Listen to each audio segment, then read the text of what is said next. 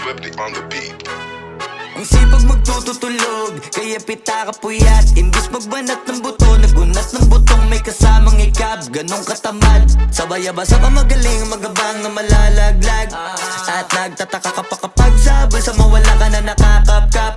Clap, clap, clap, ang hilig mo sa teka muna. Kaya imbis sa lapian nakuha mo muta. Punto ko sana makuha, na baka sa kakahiga mo ay diyan ka makuba. Anong mission mo sa lupa? Magpatigas ng batuta, paramihin ang populasyon. Ganyan ba talaga pag walang ambisyong mataas di nalulula? Buti pa tupa, napapastol, ikaw puro angas tol.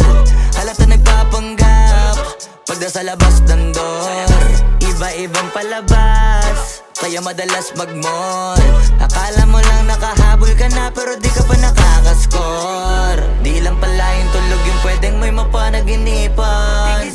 Di rin pwede na lahat ng gusto idaan sa hilingan. Pag may nahiligan, di madalian. Ba't di pagigilan? Sige, ikimagpursige kasi di pa huli.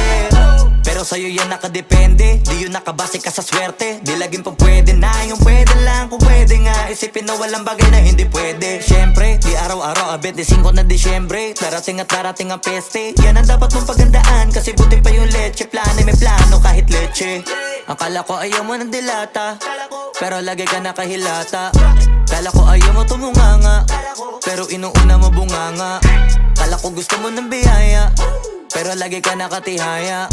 Sarili mo din ang dinadaya, kasi sa katamaran mo siya niyaya. Dapat kasi di ka pumapayag, ikaw din naman na mahihirapan.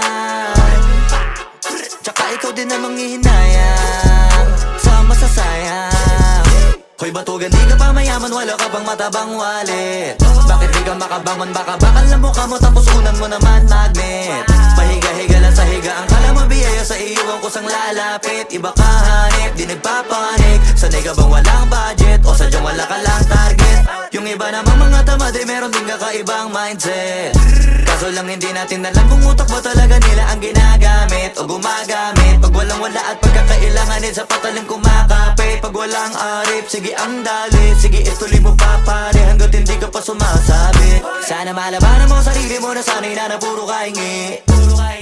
Alam mo naman siguro sa sarili mong hindi yan nakakabilib. Tapos siya pa yung galit sa'yo sa pilitan. Yun naman ang di ko maintindihan. Tipong imposibleng di mo din kainisan. Kahit pa ulit-ulit mo pasigihan, mali ka na kahit na isang beses mo lang hindian. Sa mga naririnig mo sana nakatuto ka para matuto ka ng sira ulo ka.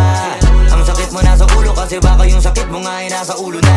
Kung di ka kumilos ay hindi ka tutuka. Kapag hindi ka ngumuya ng ngumuya, mabubulunan ka naman. O di kaya bibig naman ay bubula kasi hindi to labanan ng patigasan ng mukha. Kaya matuto mahiya.